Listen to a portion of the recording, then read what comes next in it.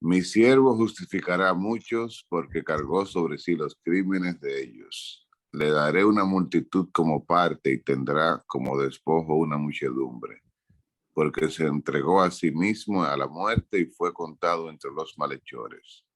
Él tomó sobre sí el pecado de las multitudes e intercedió por los pecadores. Amén.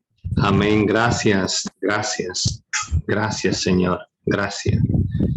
Bendito y alabado sea tu nombre, Señor. Bendito seas. Gracias, gracias.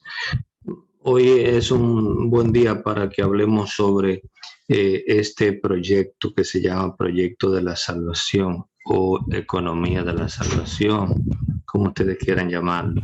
Pero es importante entender que el proyecto de la salvación inicia desde Dios. Esto no, nosotros tenemos que tenerlo bien claro. El proyecto de Dios. Dios nos está salvando. ¿Cómo nosotros tenemos que entender eso? ¿Por qué es importante eso? Porque si nosotros comenzamos a buscar una fuente de salvación fuera de esa realidad, nos podemos encontrar en un círculo vicioso y en caminos que no nos llevarán a un buen puerto. Nuestra salvación es un proyecto de Dios. Ahora, lo que sí tenemos nosotros que tener claro es que ese proyecto, como nosotros estamos hechos a imagen y semejanza de Dios, con libertad, con fuerza de voluntad, con, podríamos decirlo así, con motivaciones, ese proyecto de Dios yo necesito aceptarlo. Y definitivamente, al aceptarlo, entonces vivir conforme a ese proyecto de salvación.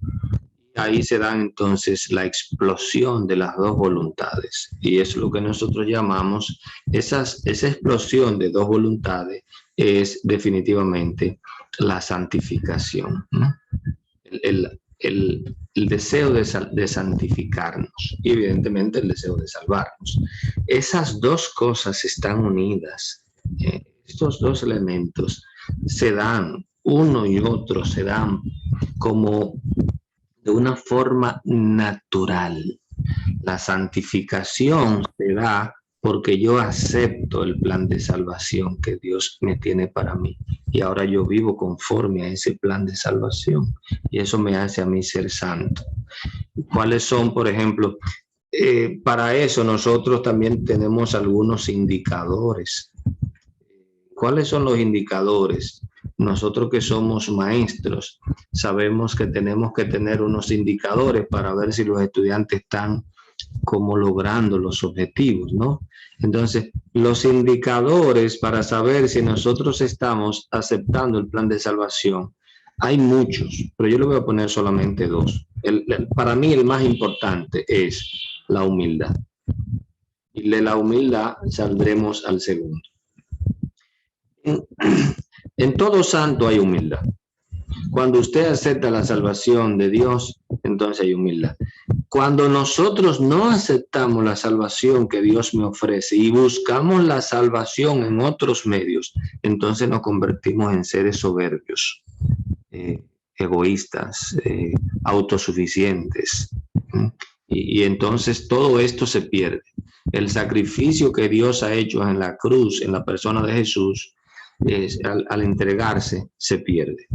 Por eso es importante. Un indicador interesante, importante, es la humildad. Y el segundo que es también importante, es uno darse cuenta si está haciendo la voluntad de Dios. ¿Cuál es ese indicador? Es importante. Cuando nosotros somos humildes, entonces es porque buscamos la voluntad de Dios. Y esto implica cumplir los mandamientos que Dios nos mandó. Mandamiento tan sencillo como el amor,